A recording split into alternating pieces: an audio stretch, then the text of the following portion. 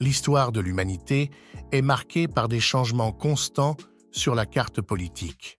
De nombreux États qui étaient autrefois puissants et importants n'existent plus aujourd'hui. Ils se sont soit fondus dans des nations plus grandes, se sont effondrés à cause de guerres et de conflits, ou se sont dissous pour d'autres raisons. Dans cette vidéo, nous jetons un coup d'œil à certains de ces États oubliés, examinons les raisons de leur disparition et considérons l'héritage qu'ils ont laissé derrière eux.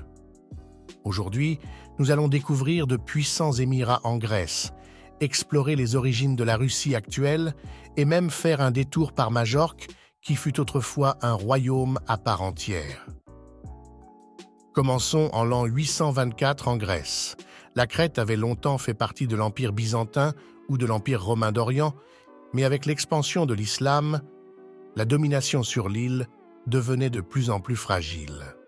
À plusieurs reprises, des califes du Moyen-Orient lancèrent des raids sur la Crète, mais jusqu'à ce moment-là, personne n'avait réussi à établir une domination durable. Cela allait toutefois changer radicalement au début du IXe siècle. Après une révolte ratée en Al-Andalus, l'Espagne musulmane, des dizaines de milliers de rebelles furent bannis du vaste empire musulman. Ce groupe, dirigé par Abu Hafs, se tourna de plus en plus vers la piraterie en cherchant un nouveau foyer. Ils attaquèrent fréquemment la riche Crète, qui était faiblement défendue par les Byzantins en raison de sa position stratégique. 6 raids occasionnels évoluèrent progressivement vers une prise de territoire. Les pirates finirent par amener leurs familles d'Espagne et conquirent peu à peu toute l'île. La Crète se sépara finalement de l'Empire byzantin et Abu Hafs proclama l'émirat indépendant de Crète. Cela était assez unique car l'île était complètement indépendante du grand empire musulman des Abbassides, contrairement à d'autres émirats. Abu Hafs établit sa propre dynastie et nourrissait de grands projets. Grâce à la position stratégique de la Crète, les régions fertiles de la Grèce et de l'Anatolie étaient désormais à sa portée. N'oublions pas qu'il était toujours connu comme un prince pirate. Ainsi, dans les années qui suivirent, la Crète devint un bastion de la piraterie, souvent appelé émirat pirate. Ils prirent rapidement le contrôle de certaines des routes commerciales les plus importantes, et les régions côtières de Byzance étaient désormais constamment menacées. De plus en plus de gens venus d'autres régions, en particulier de Syrie et d'Afrique du Nord, rejoignirent l'émirat, toujours à la recherche de richesses et de nouvelles proies. En poursuivant leur expansion, d'autres îles de la mer Égée et même quelques points stratégiques sur le continent grec tombèrent entre les mains de l'émirat. À un moment donné, Athènes fut occupée, Thessalonique fut pillée et même la capitale, Constantinople, fut menacée. Mais ils avaient dépassé les bornes. Après des décennies de ravages sur les côtes, les Byzantins lancèrent une contre-attaque. Avec une flotte et une armée massive, ils naviguèrent vers la Crète et assiégèrent la capitale de l'émirat pendant près d'1 an. Les pirates s'étaient toujours concentrés sur des attaques rapides et des pillages, mais échouèrent en tentant de défendre leur propre territoire. Finalement, la capitale tomba et, morceau par morceau, toute la Crète fut reprise. Le dernier émir de l'île et son fils furent capturés et emmenés à Constantinople. Les musulmans de l'île furent soit tués, soit réduits en esclavage. Ainsi, en l'an 961, l'histoire de plus de 100 ans de l'émirat de Crète prit fin, et les Byzantins reprirent le contrôle de l'île. Mais maintenant, sautons vers des contrées beaucoup plus froides. Au XIIIe siècle, autour de Moscou, une histoire se déroulait qui allait profondément changer le cours du monde. Jusque-là, presque tout le territoire que nous connaissons aujourd'hui sous le nom de Russie faisait partie du puissant empire mongol. Cependant, au sein de l'empire mongol, de petites principautés commencèrent à se former au XIIIe siècle, dont l'une autour de la petite ville de Moscou. Initialement, la principauté de Moscou était minuscule, et son territoire s'étendait à peine au-delà des limites de la ville de Moscou. Mais à partir du XIVe siècle, la principauté de Moscou commença à s'imposer comme la principale puissance parmi les principautés russes. Cela était principalement dû aux politiques habiles de ces princes qui manœuvraient avec soin entre alliances et conflits tant avec les Mongols qu'avec les autres principautés russes. Une figure clé dans le développement de Moscou fut Ivan Prindeder.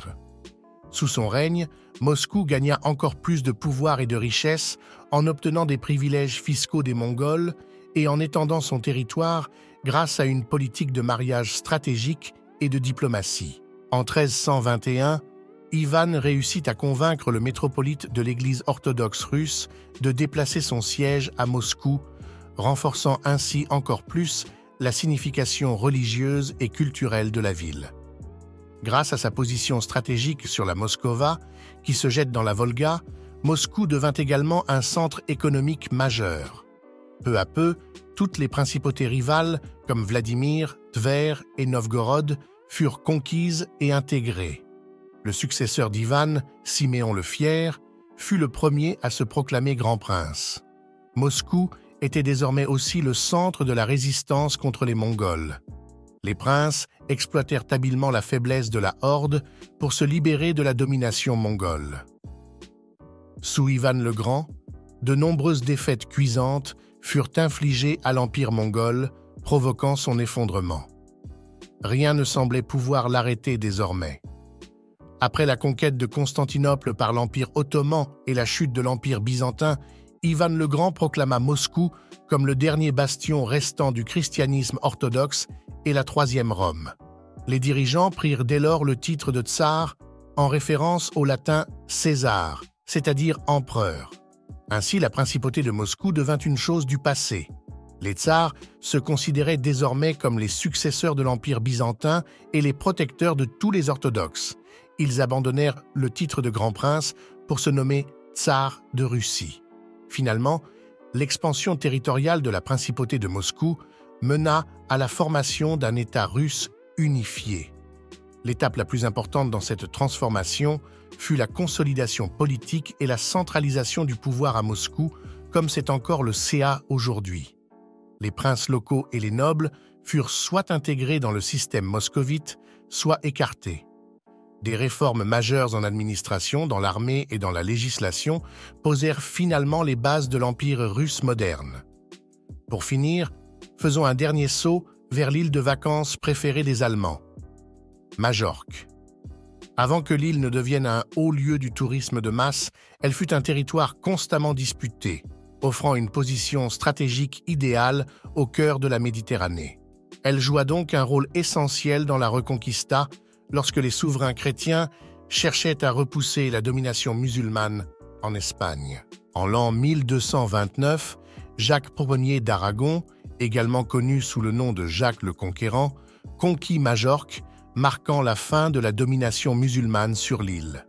Il était un descendant du royaume d'Aragon, l'un des plus grands royaumes espagnols, mais il voulait établir son propre royaume.